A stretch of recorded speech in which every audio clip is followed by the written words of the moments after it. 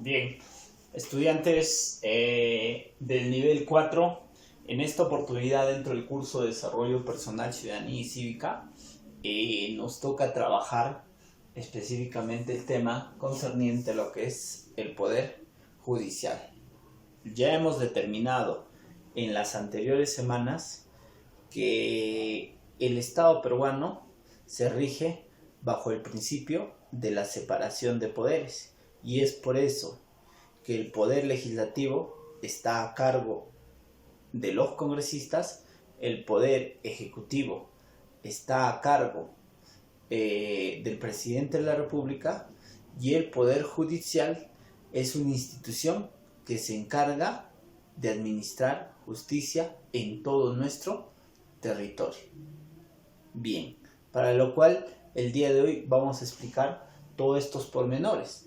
A ver, vamos con los saberes previos. ¿Qué conocemos o qué sabemos acerca del poder del poder judicial? Como les hago mención, es el tercer poder del Estado, ¿no? Que tiene igual jerarquía que los demás poderes, tanto legislativo y ejecutivo. Entonces, ¿qué más conocemos? Sabemos que todos los conflictos o los fallos que se van a determinar de esta institución son específicamente las sentencias, o de repente uno puede quedar inocente, no libre de los cargos. De esto específicamente se encarga. A ver, vamos a determinar entonces el primer criterio. El Poder Judicial, ustedes pueden visualizar ahí, nos dice, es el encargado de administrar justicia a través de sus órganos jerárquicos. A ver, vamos a tomar en cuenta que el Poder Judicial se encarga o está determinado a través de estos órganos jerárquicos. A eso se llaman las famosas instancias, ¿no?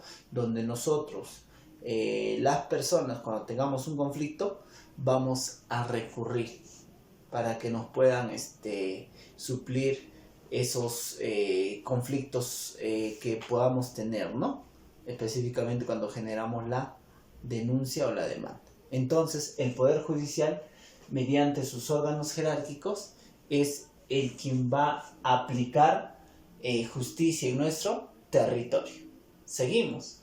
Ahora, también de igual manera, el Poder Judicial, jovencitos, como nos dice acá, es el quien va a aplicar las normas vigentes.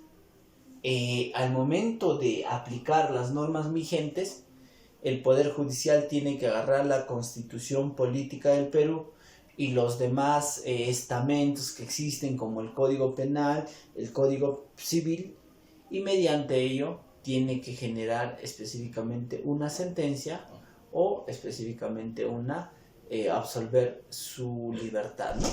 Ahora, como dice, la aplicación de las normas vigentes lo va a usar el Poder Judicial y va a resolver los problemas con los fallos específicamente. Los fallos sería el dictamen específicamente que van a dar esta institución, ¿no? El Poder Judicial. Ustedes saben que constantemente en nuestra sociedad existen los conflictos sociales, y la institución encargada de solucionar estos conflictos sociales que ocurren entre dos o más personas va a ser específicamente el Poder Judicial, emitiendo un fallo favorable o desfavorable para las personas agraviadas. Entonces tengamos en cuenta estas características. ¿Ya? Listo. Entonces, sigamos. Ahora lo que ustedes tienen que determinar es las funciones que tiene el Poder Judicial. Dentro de las funciones que va a tener el Poder Judicial, vamos a leer, número 1 dice, no existe ni puede establecerse jurisdicción alguna independiente, salvo excepción la militar y la arbitral. ¿Qué quiere decir eso? Cuando existe un conflicto social, la única instancia en resolver esto, como te hice mención, es el Poder Judicial. No hay otra instancia donde tú puedas recurrir. Ellos son los encargados de resolver los conflictos sociales. Salvo, nos dice, la excepción militar o el foro militar, ¿no? Cuando tú perteneces a esta institución, a las Fuerzas Armadas, obviamente tienen sus propios reglamentos. O salvo aspectos, una solución mediante el arbitraje, ¿no? Que eso también ya es otros mecanismos. Pero, como te digo, cualquier situación que ocurra en nuestra sociedad será solucionada por esta institución. 2. ¿Qué nos dice? La observancia del debido proceso y la tutela jurisdiccional. A ver, ¿qué me pueden entender qué es? Toda persona que es indicada culpable necesita tener un debido proceso, con todos los pasos y con todos los protocolos que se deben de cumplir. Y de igual manera, esto tiene a la tutela jurisdiccional. ¿Qué entendemos por la tutela jurisdiccional? Que una persona de repente que no pueda sustentarse específicamente para un abogado, el Estado se encarga de darle, ¿no? De manera gratuita, para que salvaguarde sus derechos humanos, ya sea para la parte agraviada o de repente para la parte que está generando la denuncia. ¿Está claro?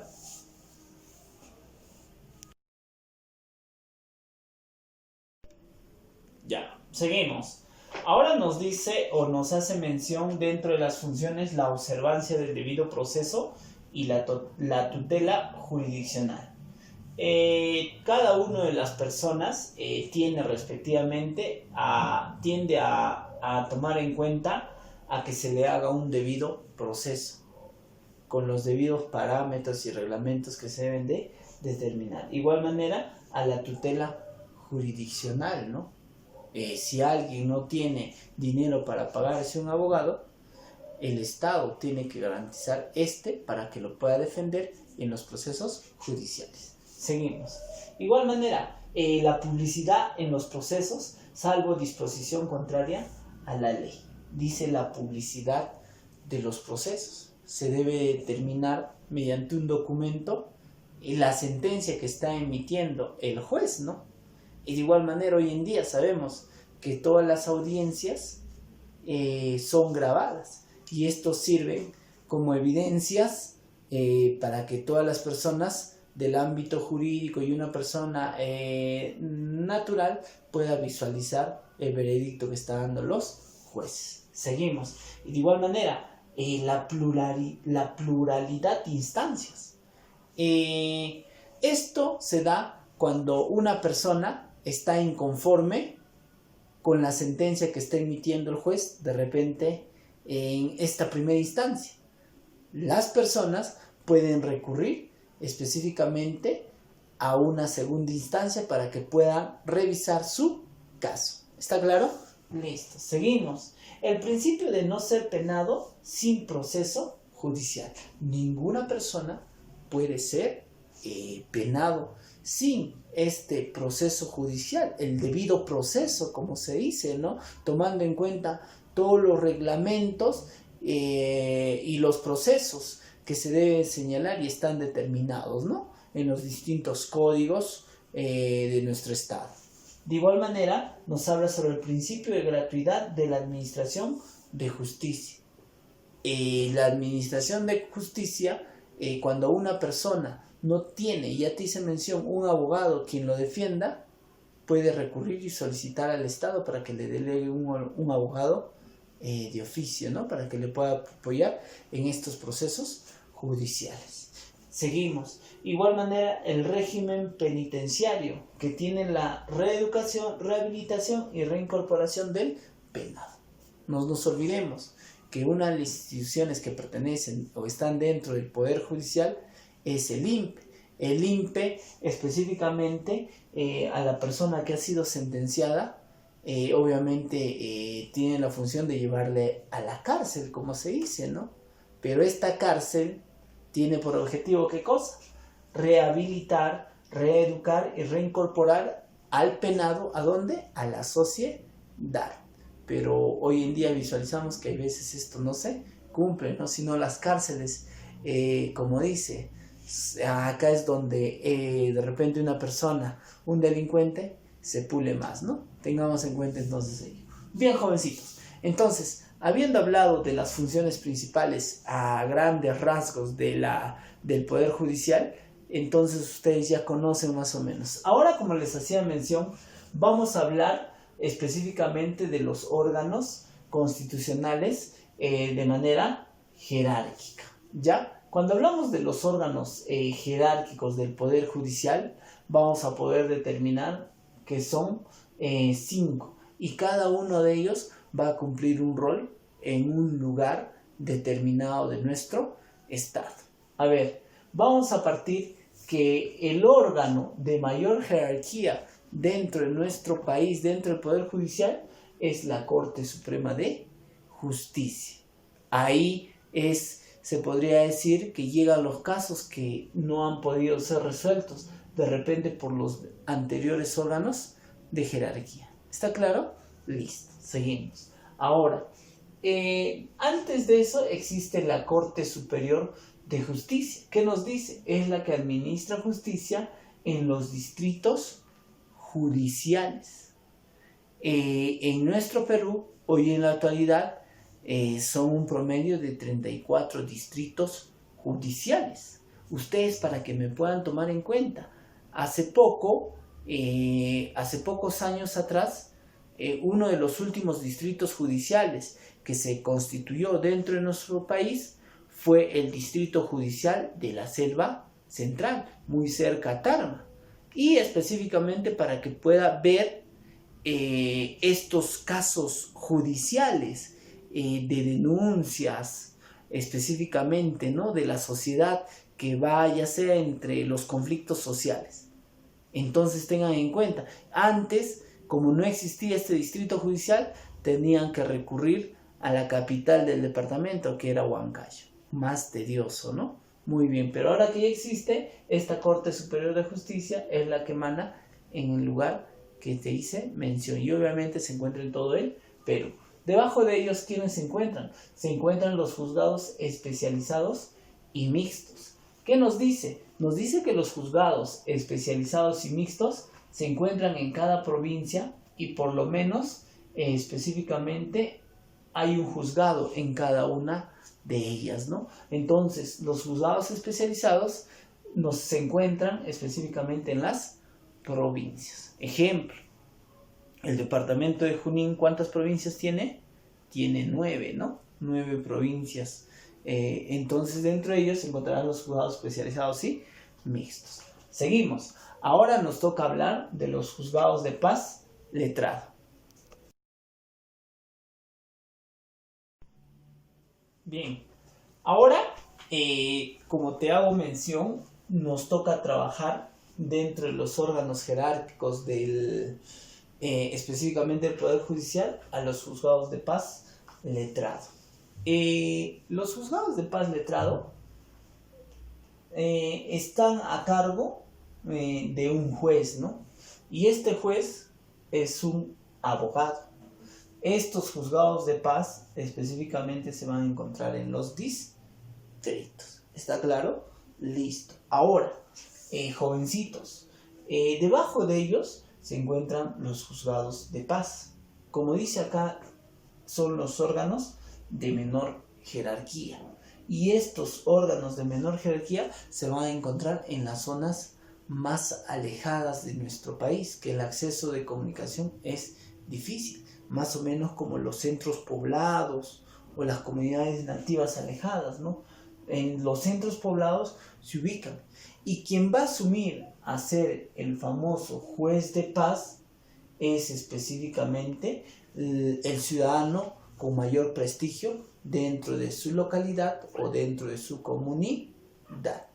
¿Está claro? Entonces no se necesita ser abogado dentro del juzgado de paz, pero sí tener un renombre dentro de su comunidad donde se encuentra. Jovencitos, entonces, para poder finiquitar, no os olvidemos que los organismos específicamente constitucionales y jurídicos de nuestro Perú se encuentran de manera jerárquica, ¿no? Se encuentran jerarquizados, ¿no? De la menor instancia, de las instancias más alejadas, hasta la máxima instancia, que sería la Corte Suprema de Justicia. Ahora presten atención, cuando hablamos de la Corte Suprema de Justicia, es el órgano, como ya te dije, de mayor jerarquía en nuestro país o en el Poder Judicial. Ahí sería la última instancia del Poder Judicial que resuelva los conflictos sociales. No te olvides que el presidente del Poder Judicial lo es también ¿de qué? De la Corte Suprema de Justicia. Ahora, para ser magistrado de la Corte Suprema de Justicia se requieren ciertos requisitos, al igual como para ser presidente o para ser congresista.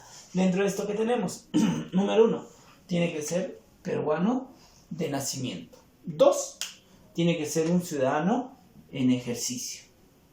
3, debe ser mayor de 45 años, ¿no? Mayor de 45 años. ¿Qué más?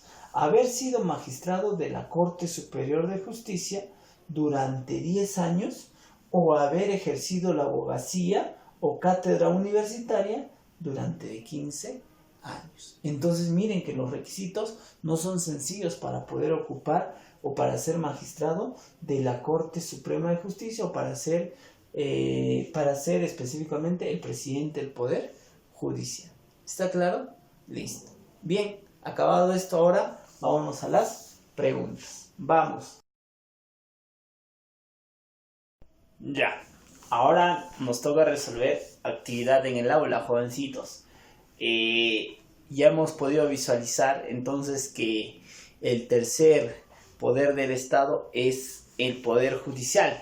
No nos olvidemos que el Poder Judicial es el encargado de administrar justicia en nuestro país. ¿A través de qué? A través de sus órganos jerárquicos. Cuando hablamos de los órganos jerárquicos, son todos ellos, ¿no? Desde los órganos de menor jerarquía, que es los juzgados de paz que se encuentran en los centros poblados, hasta la última instancia, que sería la Corte Suprema de Justicia.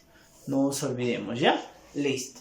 Vamos a la pregunta número 1. Nos dice: la potestad de administrar justicia emana del pueblo y ejerce por... A lo largo de la historia y por costumbre, sabemos que quien administra justicia en nuestro país es dado por el pueblo, ¿no? Pero esta administración de justicia lo va a delegar a un poder del Estado, que es el Poder Judicial, quien es en la actualidad quien se encarga, como su mismo nombre, de administrar justicia en nuestro país. Entonces la clave sería la C. Vamos. La pena de muerte solo se puede aplicar por delito de traición a la patria en caso de guerra, y el de terrorismo conforme a las leyes y a los tratados de los que el Perú está obligado. Entonces, miren, si ocurriese estas circunstancias, nos encontramos en una traición a la patria, en caso de guerra, recién se podría aplicar la pena de muerte, porque una persona está traicionando a la patria. O en caso de terrorismo, después de estos 20 años, de 1900, del 80 al 2000, que se ha podido visualizar, ¿no? Son los únicos casos que se puede aplicar la famosa pena de muerte, que está estipulado dentro de nuestra Constitución. ¿Y quién va a administrar esa justicia y quién dará su fallo? El Poder Judicial. ¿Está claro? Listo. Muy bien, jovencitos, con esto estamos acabando los impares. A ti te toca resolver los pares. Vamos a la actividad. Tu actividad es la siguiente: resuelve el bloque 2 de verdadero o falso en tu módulo. Seguimos. Resuelve la actividad de extensión específicamente en tu cuaderno.